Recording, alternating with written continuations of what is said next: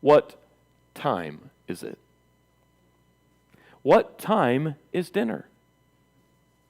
We use time all the time. I don't have time. How many times you heard that? We speak of it all. How long will it take?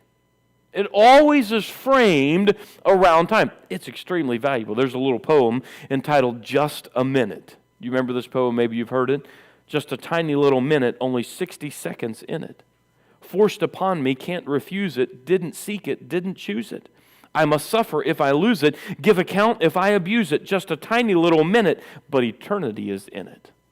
Solomon said, there is a season for everything. So what does Solomon mean? Well, the word season there carries the idea that there is an appointed or there is a set time for everything.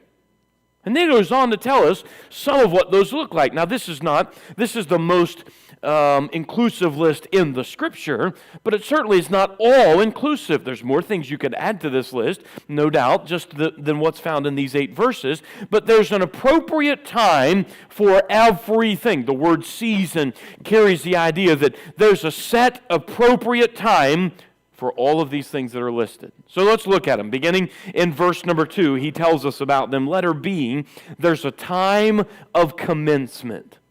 Notice verse number 2. There is a time to be born, and there is a time to die.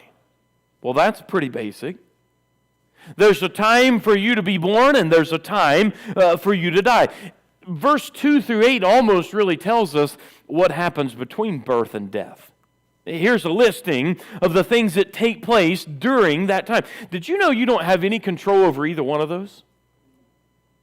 You don't have any control over your appointed time to be born. I understand we live in a world today that says, well, the doctor